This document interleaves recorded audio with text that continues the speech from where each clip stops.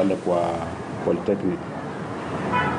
Pia kuna wale wengine ambao wamekuwa displaced in quotes kwa sababu wamehofia maisha yao, na ikifika jioni wanatoka nyumbani, wanaenda karibu na trading centers ambapo tuko na usalama wa kutosha, alafu ikifika asubuhi wanarudi kwa mashamba yao.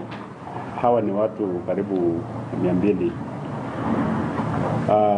Kwa sasa public facilities ambazo zimeathirika na hii mambo ni shule moja, Merigwit Primary School, ambayo kulikuwa na attempt jana ya kuichoma, na ningependa kunifahamu kwamba ni store ndio ilichomwa. Kulikuwa na mbao hapo na posts hapo, na kulikuwa na batteries, kulikuwa na ni kama all library, mahali vitabu vikuu vilikuwa vimewekwa pale, ilijaribu kuchomwa. Shule yote haikuchomwa, ni ile store ndio ilichomwa. Kwa hivyo tungependa tafadhali clarify there kwamba sio shule yote ilikuwa rest down. Wale watu ambao wamepoteza maisha yao kufikia sasa kwa muda wa mwezi mmoja ni watu 8. Kati ya hao watu 8, 3 ni maafisa wa usalama, maafisa wetu wa askari wa polisi, na hao wengi waliuawa kabla operation ianze jana. Ni wakati ambapo wanapatikana tu kwa kambi, labda watu wanaamka asubuhi, watu wanakunywa chai au majangili wanapiga marisasi. Kuna mmoja ambaye alipigwa risasi akiwa katika observation post, wakati wanafanya change over, mmoja anapiga risasi alafu akakufa. Wale civilians ambao wamekuwa injured wako na majeraha, sana majeraha ya risasi ni 4, na maafisa wa usalama ambao pia wameumia ni 2. So kufuatia hizi events ambazo zilikuwa zinafanyika, watu kuchoma nyumba, watu kuuawa, watu kuumizwa, jana in the afternoon tulianza security operation, emergency security operation. Sio kweli kusema kwamba watu walikuwa wanajaribu kuchoma wakati operation inaendelea. Haikuwa imeanza, maana ilianza in the afternoon. Ni emergency operation, na kwa sasa mifugo yale ambayo ilikuwa imeingia katika Laikipia Nature Conservancy imeendelea kutoka tangu jana. Majority of them zimetoka zikielekea upande wa Samburu County, Isiolo County, na pia upande wa Baringo. Visa vya utovu wa usalama kuanzia jana in the afternoon hakuja kuwa na chochote kile kinahusisha mambo ya moto, kwamba labda watu wamechomekewa nyumba zao, ama watu wamekuwa injured, ama watu wameuawa, ama watu wamekuwa displaced. Kuanzia jana afternoon mpaka saa hizi hakuja kuwa na visa vyote vile vya utovu wa usalama, na kazi inaendelea kuhakikisha kwamba wale ambao wanatoka katika Laikipia Nature Conservancy, ile experience ambayo tuko nayo kwa kawaida, wakitoka wanatoka na fujo nyingi sana. Wanapita kule nje, maana wale wananchi ambao wanakaa karibu na Laikipia Nature Conservancy, they have been very vulnerable. So hawa wanateka advantage, wanawaibia mifugo na harass wamama wakipita. So ile hatua tumechukua ni kwamba tumeweka usalama wa kutosha mahali wananchi wanakaa, ili wasikuja kuwa harassed na wa jamaa ambao wanatoka. Pia tumeongeza wala askari wa ziada. Kumekuwa na ile outcry kwamba NPR walisolewa alafu watu wakaathirika. So hiyo sehemu hiyo, kwa sababu ile kazi ambayo inafanyika saa hizi na challenges ambazo ziko, maana mnajua wakora wana target isolated homesteads, bali ambapo hatuwezi kuwa tumeweka askari kila mahali. So tumesema kwamba tuembed hawa askari wetu wa ziada wakae na wananchi, kama kuna jambo linafanyika wanatusaidia. So tumebolster hiyo security sehemu hiyo, na tuko na hakika kwamba hakutakuwa na any attacks mali watu wako. Na tungependa kusema kwamba wale wanasiasa sasa ambao wanaenda kupiga siasa huko, this is not the right time for them. Wengine wanaenda kule kwenda kupiga nduru huko na kwenda kulia ile machozi ya mamba, wakati sio sahihi. Watafuta wakati kwenda kupiga siasa. We are dealing with the security situation. Watupatie nafasi sasa. Hiyo area imekuwa declared a disturbed area, meaning all security agencies are supposed to be there and the people that we are protecting. Hawa watu wengine wote watoke huko. Pia kuna report ambazo pia tumepata ya kwamba mnajua every Kenyan anajua kwamba hawa mifugo ambao wanaingizwa katika mashamba ya watu wanakwenda kula kwa nguvu kwa sababu watu wako na bunduki. Hiyo mifugo sio wale wafugaji ambao mnaona pale wamebeba bunduki. Ingine ni ya watu maarufu sana. Hao ndio wanalinda ile mifugo na wengi walikuwa summoned juzi. Hata kama walienda kuruka kule kwa ofisi, lakini tunajua kwamba imekuwa na impact kwa sababu wanaendelea kutoa mifugo.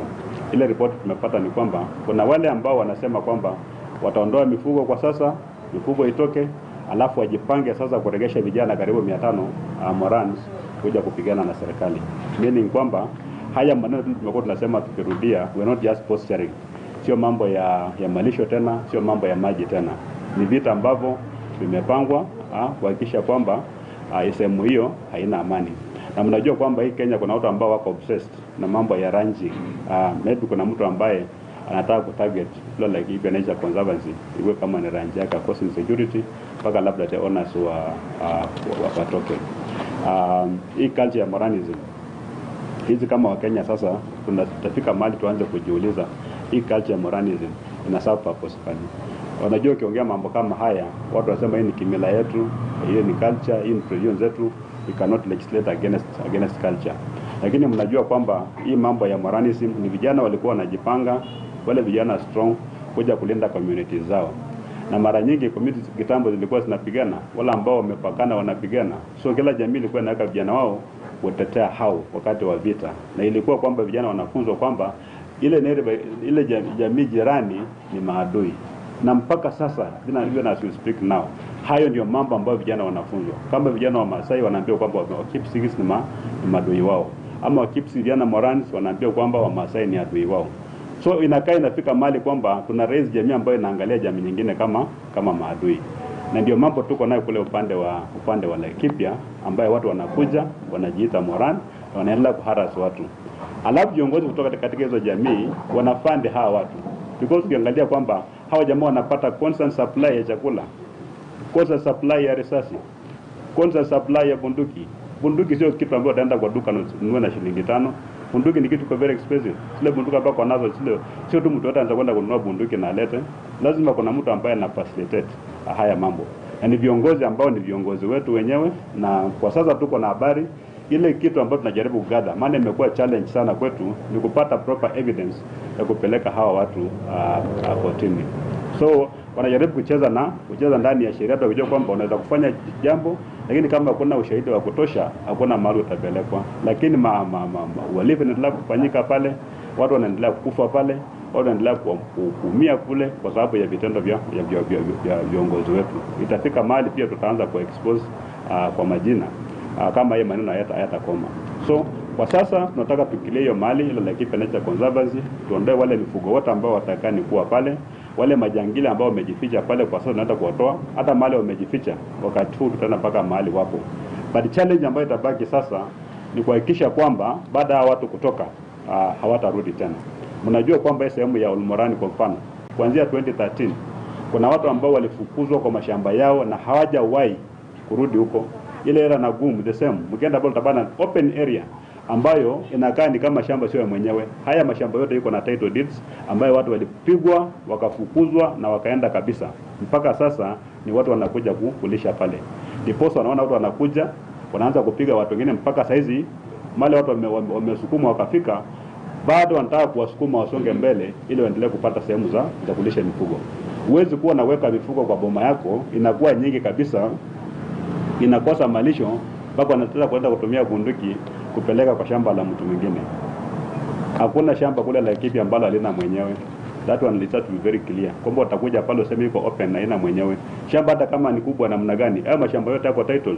Hiyo mashamba yote ambayo ile Olmorano unapata watu wamekuja wameka structures pale. Hiyo mashamba iko na wenyewe.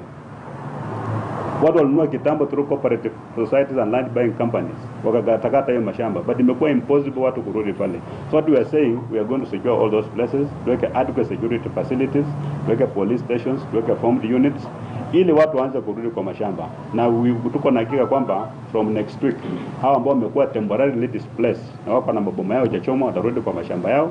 Alafu wale wengine ambao hao 22 households ambao zilichomwa, pia kama serikali tafute njia ya kuhakikisha kwamba watu wanapata makao.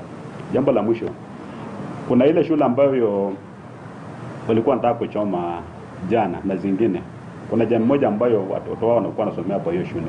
Walifika tu siku moja Alhamisi iliyopita, wakatoa watoto wote na wakatoa mama wote wakatoka sehemu hiyo. Kumaanisha kwamba walikuwa wanapanga nyama ya vita. Mtu anajua kwamba wakati kuna vita, risasi ikitoka inaweza kupata mtu yote. So wanaondoa watu wao pale, alafu wakuja waanze kuleta vita. Nchi ya Kenya haiwezi kuendelea namna hiyo. Bali tumefikia sasa, tumechora mstari katika mchanga. Hatuwezi kuendelea namna hiyo kwamba watu wanaamua kwamba hii dunia itakalika na inakuwa hivyo kwa sababu kuna bunduki. Serikali inatakana kuwa na monopoly ya those tools of terror and violence, sio civilians kama vile kumekuwa sehemu hiyo. Kubeba bunduki kule imekuwa ni kama jambo la kawaida.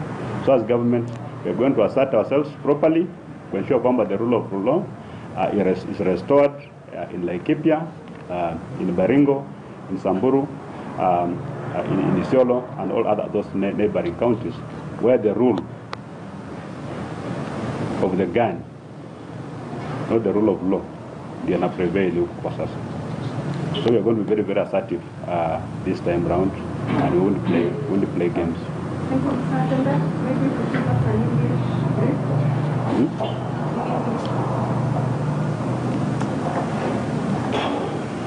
And maybe, sir, before you continue, we do understand as of now the former Lieutenant Member of Parliament, Temple, has been arrested by these officers in Nairobi. We just want to, if you could confirm that this is part of the effort that you guys have been doing in terms of looking for people behind the chaos by Ningependa tu Kenya tu waelewe kitu kimoja. Haiwezi kuwa watu wanapigana namna hiyo alafu sema kwamba ni hakuna mtu ambaye ana coordinate. Na hakuna mtu ambaye ana provide support. Na hawa vijana hawezi kuwa wanacoordinate peke yao. Ni viongozi wanafanya haya maneno. Na kuongea mambo ya ancestral land rights, historical land injustices, hizo vitu. Hao ndio wanachemusha hawa vijana na kwa sasa motive kubwa ya hii maneno ambayo yanaendelea Laikipia sio mambo ya pasture ama maji, ni mambo ya shamba. Ni mambo ya shamba. Maana kama ingekuwa ni pasture ama maji, hawa jamaa wangekuwa walirudi kitambo. Maana Laikipia na Samburu mvua ilinyesha. Kuna pasture as we speak now. Isiolo the same. Na wakati waziri alitoa ile makataa ya siku 7, watu walitoka wote from all those group branches and conservancies. Wote walitoka, wala ambao walibaki baada ya makataa ya siku 7 tukaondoa wakatoka. Ikabaki tu Laikipia Nature Conservancy. Na hapo ndio jamaa wametoka kule upande wa Baringo, wengine wakatoka Samburu, wengine wakatoka Isiolo. Hizi jamii mbili ambazo zilikuwa zinapigana kitambo wameingia some kind of agreement kwamba wakae pale, hawatoke hapo, hawabanduke hapo, na kama serikali inataka watapigana. So mkiona viongozi kama wengine wanatafuta namna hiyo, kwa sababu tuko na information kwamba the part of this cartel hao ndio wanapanga ili kupanga nyama ile watu wapigane. Na kuna wengine ambao pia wataendelea kukamatwa. We even have information kwamba kumekuwa na helicopter imekuwa inaenda kule Keland. Mahali helicopter na land ni mahali ambapo ni ngome ambapo tunajua kwamba bandits walifu wanakaa hapo. Lakini helicopter inaenda land hapo wanakotoka. And we try to get even if helicopter ni ya nani. The moment we began asking questions, they are not shown up there. Kabla ilikuwa inafanya mambo mazuri na bila walikuwa wanafanya studies gani? Mbona hawajakuja wakati huu? So hii Kenya kuna watu ambao wanataka kubeba wengine kama watu washenzi tu ile kitu ambacho kinafanyika. Mtu akaenda kule Nairobi anajifanya huko bila ni muungwana. Lakini akikuja pale anapangia watu wengine wa Kenya wenzake, anawapangia maafa, na injuries. And I think as government tumefika kwa ukuta na tusonge tena. We can only go forward. And they're going to feel the pinch of government. And as we said, it doesn't matter what your rank is. You're going to see some very, very senior officers wakikamata. The moment we have concrete evidence, watakamata. Asi mwenyewe umetupa takwimu kuhusu makazi ya watu ambao yamechomwa na watu ambao wametimuliwa makwao. Serikali inafanya nini kuhusu hao? Maana tayari wametimuliwa na pindi watakapokuwa wakirejea makwao, kuna mpango wote ya kuhakikisha kwamba wameweza kurejeshwa ama wameweza kutulizwa vyema maana kwa kweli. Swali nimejibu bwana. Maybe you could confirm. Karanja ulikuwa wapi bwana? Nimesema kwamba kuna wale watu ambao wako displaced in quotes. Maboma zao hazijachomwa, hawajakuwa attacked. Lakini kwa kuhofia usalama, ikifika jioni wanaenda those trading centers ama wanakaa na watu yao, ikifika asubuhi wanarudi kwa mashamba. There are about 200 people. Hao wanaendelea na kazi yao. All they need is for us to assure them kwamba security imekuwa mzuri na watakuwa attacked tena. No problem about those ones.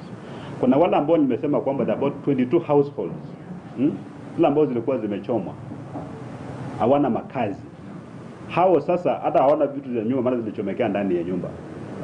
Hao pia wanakaa na watu yao kama kule Olumorani, lakini tumesema kwamba the moment now we are done with the security operation, kama serikali tutatafuta njia kuwasaidia ili warudi wapi? Kwa mashamba yao. Serikali ikisaidiana na other agencies kama Red Cross tutasaidiana kuhakikisha kwamba wamerudi kwa mashamba yao. But hiyo area ukienda kule ukiona kwamba watu wamekaa stress. Unajua kupigwa vita for almost 20 years.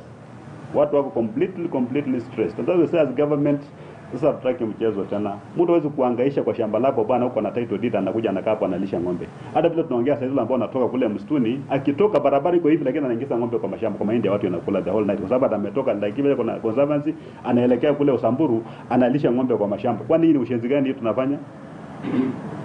So tunataka upige mtu akuajie shamba yake akuajie huo kilisha mifugo yako hapo. Na kuna kiongozi ambaye anaunga hiyo mkono. Kiongozi mtu anajiita kiongozi.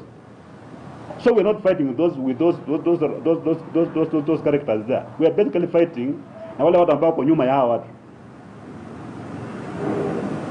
That's the problem we have. Yule ambaye kiongozi anataka kutafutia mtu bunduki, amtafutie risasi na ampatie motive. Sasa wanaambia Moran saizi kwamba it was during the time ya wale wengine walishindwa kuprotect mali yenu, mali ya jamii. Sasa nyinyi Morani wa sasa mpewa jukumu sasa kulinda jamii na kuregesha mali ambayo ilipotea. You are giving this characters a motive ya kuja kupiga watu. And yet mwenye anaongea namna hiyo anajua kwamba shamba iko na title deed. Is owned by a Kenyan ambaye kuna haki kukaa na kuishi mahali popote pale, kukaa na mahali popote pale. Wewe unajifanya kwamba hujui, wewe ndio unaunda hizo sheria kwa bunge. Ukiona kama ni mbaya, mbona usiende kubadilisha kule kwanza, ibadilishe kwamba pastoralists can live anywhere including a place which is titled. Upeleke kwa bunge mpitishe kama sheria. Kule kuja kujifanya hapo on the ground, unajua sheria iko hivi na kuja kumislead watu in a different way. So the problem we have in this area is politicians. It's not even the ordinary folk. It is the politicians. Those who come and even shed crocodile tears, some of those, they are part of the problem. So we began the security operation yesterday in the afternoon after a series of events that have not been very, very palatable, where Kenyan citizens have been displaced from their farms. Others attacked, killed and injured. We've had about 80 deaths, among them 3 security officers who were actually killed not in active combat because we are still mobilizing them. But the first being mobilized, somebody just comes and attacks those camps. 6 people have been injured, gunshot wounds, 2 of them being civilians. And therefore we commenced a multi-agency security operation yesterday. We began by removing illegal herders from the Laikipia Nature Conservancy. We are progressing well. A majority of animals have moved out. And from yesterday, we've not had any attack on homesteads or cattle rustling incidents. And we want to maintain this. We have also ensured that we protect our people who have been moved from their homes. We provide adequate security cover from the people who are now living from the Laikipia Nature Conservancy. They have got a tendency of harassing people as they live. So we have a duty as government to protect these innocent civilians from these marauding criminals as they live Laikipia Nature Conservancy. We want to ask our political leaders to keep away from that place. It has been declared a disturbed area. We are settled as such before the security operation is taking place in that place. So let them go and politic elsewhere. There are so many other places that you can go and politic from. We're not going to encourage any politician of whatever stature to be in that place for as long as we are carrying out this operation. And for those who are planning, because I hear they're saying they'll move out, they'll move the animals out, then they bring back Morans to come and engage the government. I just want to warn them that the government will not tolerate this level of lawlessness, and that the activities will not be tolerated. We want everybody to embrace peace. They've got a role to play, and all that we are doing for now, because of what adequate intelligence about what they have been doing and the meetings that they've been holding, especially in Baringo. We just want to concretize the evidence so that it reaches the required threshold, so that they can be taken to court and face the law. Of course, going forward, we want to ensure that all the people being displaced from Olmarani, from Ngarwa, from Nagum, for the last over 20 years, they go back to their homes. We will not going to encourage a state where private property, private land ownership doesn't mean anything to certain people. And I think we've encouraged that, because somebody has come, they stay in other people's properties for all this time, nothing is done, and that encourages them to have these expansionist tendencies, the problem that we are dealing with now. I want to confirm that the challenge we are dealing with now is not about pasture, it's not about water. There's water everywhere, there's pasture everywhere now, but there are people who have remained in the Laikipia Nature Conservancy for other nefarious activities, are not about pasture and water. And that's why we're dealing with them, like the criminals that they are. Maybe you can confirm with the Laikipia North MP former We're looking for him and two others. So if he's arrested, well and good. Yeah. Natembeya, how will you make this operation different? Because we've seen also on the other side when we had the skirmishes in Kapelo, Baringo, you also did make some summons, and we only saw them to be just that, summons. This time, the operation, I talked about sustainability, because we've actually, with the Laikipia Nature Conservancy, by June, we had cleared all the animals from there. And there were no marauding gangs moving out, in and out and killing people. But the problem has always been sustainability. We do this work and then these criminals find their way back. The difference this time around is that we want to ensure that they don't come back. Because otherwise we'll be having this conversation again maybe in another 3 or 4 months. They'll go out and then they'll come back. But this time now we are saying we want to clear them and re-establish government in some of those places. What used to happen in the past is that when a security camp, because many of them were temporary, is attacked, instead of fortifying it or even making it stronger, we moved away. You move away. So if there's a police post, it's attacked, and then you move it away, what are you saying? The gangs will come and take over the place. And that's why Olmorani is facing all these challenges, because the government moved away and left citizens with their own devices. We want to restore law and order in that place. Of course, we ask for some patience and understanding when it comes to prosecution of the individuals responsible. They're very, very clever. They use the law. They hide behind the law, the gaps in the law. They know that you cannot take somebody to court until evidence reaches a certain threshold. Then sure we can't reach that threshold. It just becomes hearsay evidence. Mtazamaji, huyo hapo ni mratibu usalama katika eneo hilo la bonde la Ufa, Bwana George Natembeya, akizungumza kuhusiana na hali ya usalama katika eneo hilo la Laikipia na hasa eneo bunge la Laikipia West, pale akizungumzia swala la amani, ambapo basi majangili yamevamia eneo hilo, wamekuwa akitekeleza mashambulizi, na amesema kwamba kufikia sasa takriban watu 8 wakiwemo maafisa wa usalama wamepoteza maisha kutokana na matukio katika eneo hilo. Hii ni taarifa ambayo mtazamaji tunaizamia hapa ndani ya Leo Mashinani, lakini kwa sasa naomba tuungane kwa njia ya simu naye gavana wa kaunti ya Laikipia Bwana Nderitu Murithi, tuweze kupata kwa kina zaidi swala hili na tuelewe kwa kina ni yapi yanaendelea katika sehemu hiyo. Gavana, karibu sana kwenye taarifa za Leo Mashinani. Asante. Hebu tueleze kufikia sasa hali iko namna gani katika eneo hilo? Mashambulizi yanaendelea ama ndo swala ambalo ungeliuliza? Swala ambalo ungeliuliza wale ambao unahoji kutoka huko. Naam. Ikiwa wananchi na askari wakiwemo watu 8 wamepoteza maisha yao, vikosi vya polisi na wengineo, naam, wamekamata jambazi ngapi ama wao wameua jambazi ngapi? Hiyo ndio swali ungeuliza.